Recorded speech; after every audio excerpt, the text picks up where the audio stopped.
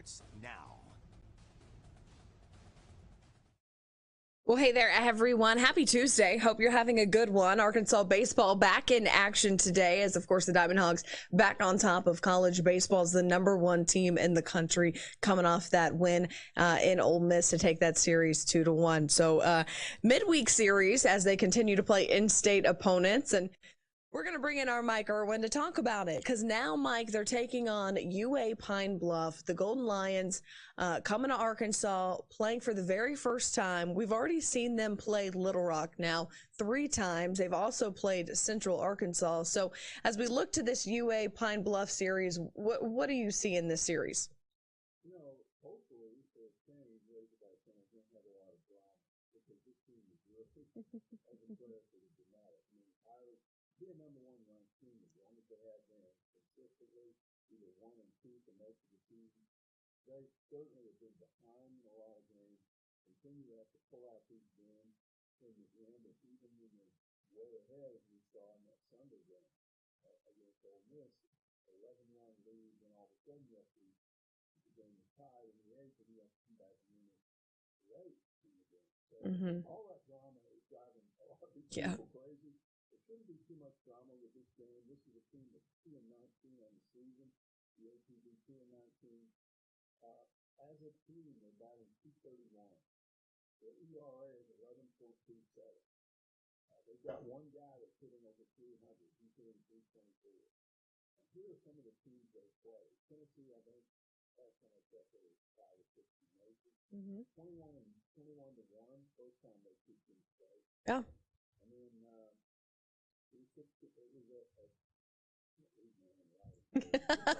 14-6. We all have that problem. 14-6. So they got waxed by Tennessee twice. TCU, I think the last time I checked, number 8 in the country, maybe 12, somewhere in that range. They vary on these different polls. TCU beat them 20-2, and then Kansas State beat them 12-2 and 12-0. So this team doesn't have a history of a lot of success. So we'll see if we have a drama-free game tonight. If you go by these stats, Arkansas pitching is certainly the starting pitching hasn't been what they wanted. They should be able to hold these guys down a little bit, and there should be a lot of scoring in this game. What predictably will happen is Dave Van Horn will play a lot of guys in this game. He might just take the open. He will let some people Might rest some of those guys. Yeah, rest some guys, put some other guys out there that are showing promise, and you want them to get more playing time. And it's just kind of a 2-game stretch before you get ready to play Texas A&M this weekend and start at the 2 play again.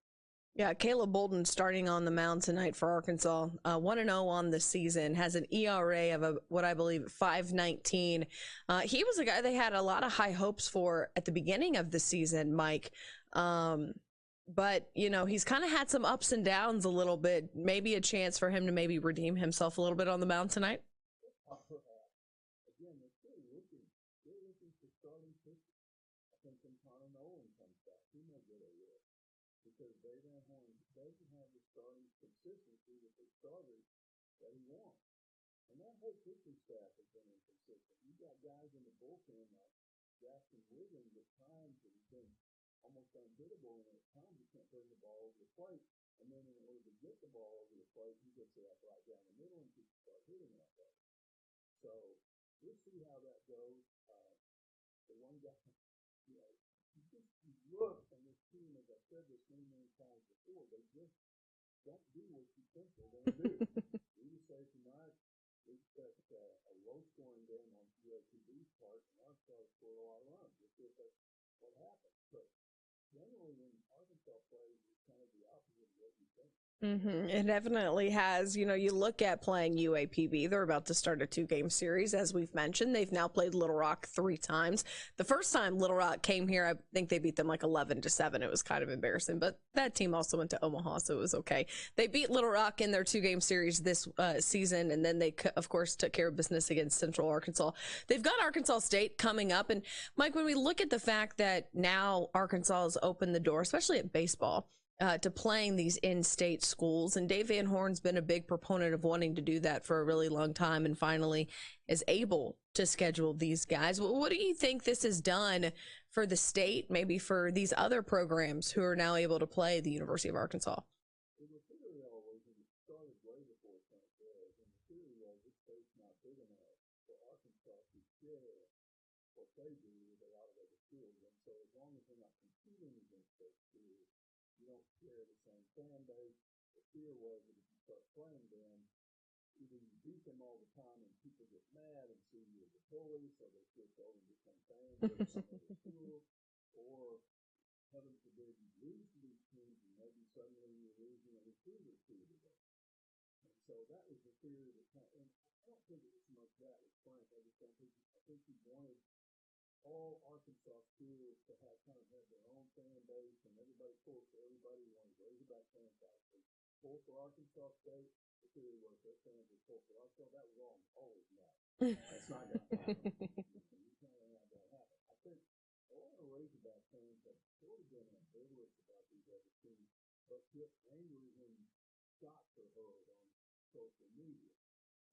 Back when Nolan was here, there was one year when I started making NCAA basketball teams, and Arkansas Little Rock did, and they were called UALR in those days, and there would be tweets, and then there would be license plates that said UALR Arkansas NCAA tournament team taking a shot at Arkansas. Oh my! And so these things go back and forth. Yeah. What we're seeing now, at least in baseball, is it settling into a pattern. It's no big deal. You both they got a shot in that first game. I think it showed the players, hey, you better show up to play when you play these guys because they're going to bring their best game, whatever it is. Yeah. And since then, it's Arkansas won 3 straight of these games. I don't expect them to lose any of them this year. So I don't know that it's just showing that it's not that big a deal, and it is good to allow some of these teams to come to this venue, enjoy this fan base, and you don't have far to travel, especially during this COVID situation. It's better. I don't know how it's going to translate to football when that happens. We'll have to wait and see on that. That's a whole different thing. Yeah, I was wondering. I mean, baseball, it's kind of such a more laid back sport to begin with.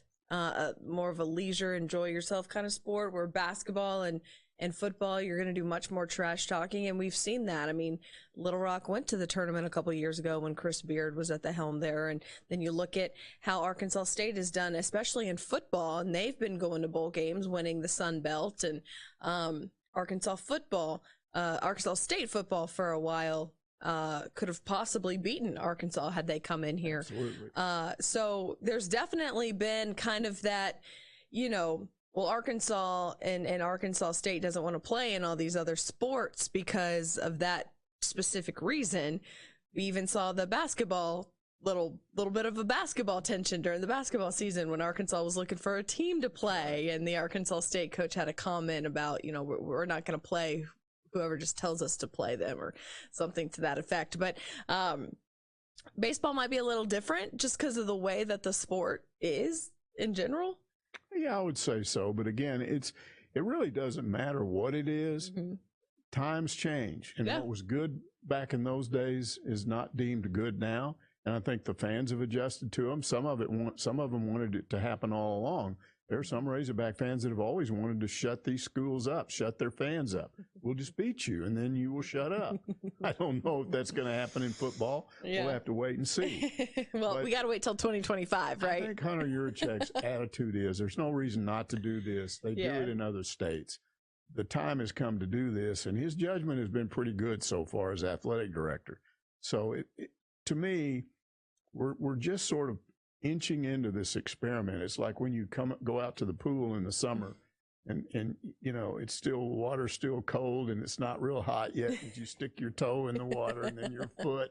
We're kind of easing into this thing, and it still could get kind of nutty in football and maybe basketball in the future, but it's not going away. Yeah. It's something we're all going to get used to. Though the advice during the summer in the pool is you just got to jump right in. Just jump right in. They haven't done that now. They haven't. To jump right in would be just go ahead and schedule Arkansas State in football and just do it. Just go ahead and make it happen. Yeah, well, we're gonna have to wait till 2025 to make that happen, but we're not gonna have to wait long for Arkansas and UAPB to meet here on the baseball diamond. They have first pitch tonight at 6:30. Game 2 on Wednesday. That game is at 4, and you can watch both of them over on the SEC Network Plus. Switching gears a little bit here, Mike, because this game is on the 25th anniversary of Baum Stadium, Baum Walker Stadium now, Baum Stadium at the time, opening up back on April 13th, 1996. Arkansas beat Auburn that game to open up Baum Stadium for the first time. What do you remember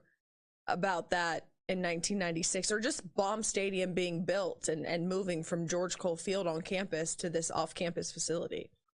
I think what it did initially was it created a new group of fans for Arkansas baseball. There were people that showed up at Razorback games, maybe 1,500. I think the old place, old George Cole Field, held about 1,800. It was rarely just jam-packed. And Arkansas had really good baseball teams under Norm, but the size of the Razorback fan base was a lot smaller. And I think what initially happened was people came out to see this new stadium, and then they went and told their friends, and the word spread. This is a really fun place to go and just sit and talk with your friends. Baseball is always a more relaxed fan base type thing. There's time in between innings to talk. There's times when you got a good pitcher and everyone's striking out and nothing's really happening and you talk. And the design of Baum Stadium, which was Frank Broyles' idea, whenever anything new was built around here, he would go talk to people that had built other facilities and would look at their other facilities. One of the first things he came up with was this idea that he didn't want people coming and having to climb up to get into their seats. He would much rather them come in and go down. And then as you came in, you would already see the game. There's a value to that. And you could stand on if you got nervous in your seat, which I am, I don't like to sit, even in the press box, I would come down out of the Baum press box and go stand on the concourse because I like to walk around and talk and move. And a lot of fans like that. They had tickets, but I'd rather stand up on the concourse. And let's say you're hungry or thirsty and you want to go to the concession stand. Well, a lot of schools and a lot of stadiums, when you do that, you can't see what's going on in the game. At Baum, you just turn around and look and you see it.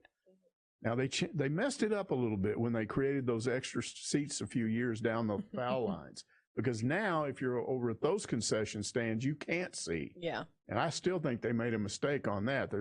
I would rather have seen them build an upper deck than put more seats there. But that's done. But that was the main value of Baum Stadium when it was first built, was the word spread. This is a fun place to go. And then what happened was it made more Razorback baseball fans, and then the program was good, and it sort of fed into itself. And now we've seen several expansions. They keep doing something new to it every 3 or 4 years, and it just keeps being the best venue in baseball. Now, I'm telling you, this new Mississippi State ballpark really challenges it because it's very well laid out. So they may have to do even more to Baum in the future, but it is a fantastic place, and the impact that the building of it, which was Frank Broyles' idea. Norm Bryan always said he just wanted to renovate George Cole Field. That was good enough for him. And Frank looked at it and said, no, we're going to do something brand new. And he was a genius. That's why he was the best athletic director out there, because he knew how to do these things. And that has created Razorback base. Imagine Razorback baseball without Baum Stadium and Baum Walker. It just wouldn't be the same. Absolutely. And you talk about Norm and you talk about Frank, and you're able to talk to Frank. We're about to pull some stuff from the archive. Back in 2017, we had Norm in here to talk about some things, and Baum Stadium was one of them. And this is what he said about, as you mentioned, the foresight that that Frank Broyles had. The Walker's help and Baum, Charlie Baum, was just wonderful. We were able to build which is now Baum Stadium. And Frank Broyles had tremendous foresight. I mean, I wanted to renovate right there at George Cole Field because we just needed something beside a field and dugouts. We had no locker room. We had no place to go. Everything was terrible. No bathrooms, I mean, during in-game situations. Well, there you go. You go from having a facility, Mike, that Norm just said didn't have locker rooms. They didn't have anywhere to go. Didn't have bathrooms during games. So guys had to run across the parking lot, find somewhere to go, maybe go into Barnhill around the corner. Because this, of course, George Cole Field was where the football practice field is, correct? Yes. Right now? Okay. Yes. And so, you know, again, Frank in 1996, just like he did with Bud Walton, knew what the future could look like, and he had to build a facility for the future, not a facility for the time at the moment. Yeah, he created something that will last way beyond. It's not a 10-year thing where you have to tear it down and start all over again. There was a lot of talk about Bud Walton during those years when Arkansas was just sort of okay in basketball, because the average crowd had dropped down to around 8,000 or 9,000. And people were saying there's too many empty seats. And I got into huge arguments with people on social media who said, look, put skyboxes up there, get rid of the upper deck, and make it 14,000. I'm like, are you nuts? This is the largest on-campus arena in the country, and you want to somehow lose that distinction because they don't have a good team right now? Get the right coach in here. That's the solution. And so now, when this thing opens back up post-COVID, we're going to see a Razorback basketball season with 19,000 to 20,000 people in Bud Walton, and you will see Frank's vision. And those people that wanted it reduced in size need to look at that and realize what they were talking about. You would have lost all of that. So under the right circumstances with the right coach, each of these venues was what Frank was building it for. Absolutely. Well, it'll be an exciting one, hopefully tonight, just in terms of, like you said, no drama for the Razorback baseball team as they take on UAPB, game 1 of a 2-game series on the 25th anniversary of the opening of Baum Walker Stadium. Thanks so much for joining us, Mike. Always love your insight. Thanks for joining me, and we will see you next time. Thanks for watching this Pig Trail Nation.